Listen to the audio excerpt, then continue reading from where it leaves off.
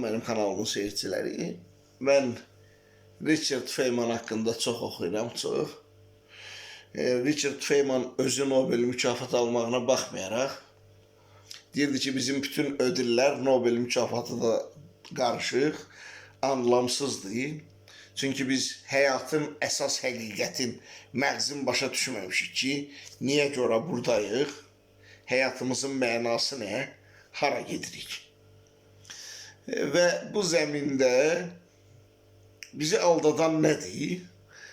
Biz hələ bilirik ki, intellekt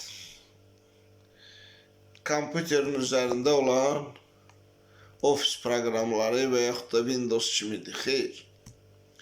Əgər uşaq insanlarsız cəmiyyətə düşürsə, meşəyə düşürsə, səhraya düşürsə, danışa bilmir.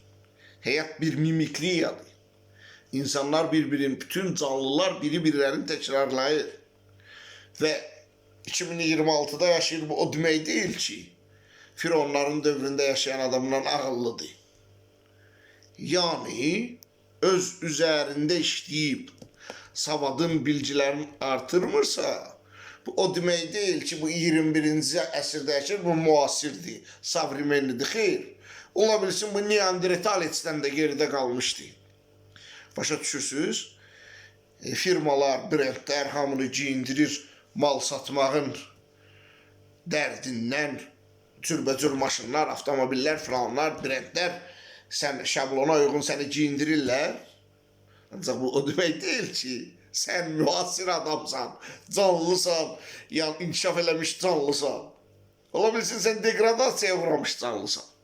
Başa düşürsən, sən kitabdan uzaq düşmürsən, bütün günü divanda, heç təbiətin qoynuna çıxmırsan, suyun formulunu bilmirsən, ağacın başında fotosintez prosesi zamanı necə mənfi təsir yaranır, qidalanmağı bilmirsən, yaşayış tərzi bilmirsən. Amma sən 21-ci əsrdə yaşayırsan, hibrid maşın sürürsən, elə xeyr. Bu, təkamülə dəlalət eləmir. Ola bilsin ki, sən degradasiyaya uğrayırsan. Başa düşürsən, əgər öz üzərində işləyib, elmi, biliyi, savadı artırmırsansa, ya kreativ qalmısansa, neçə əsr bunlar öncədə, sən müasir sayılmırsan əzizim, sən degradasiyaya uğrayan sayılırsan. Bu qədər.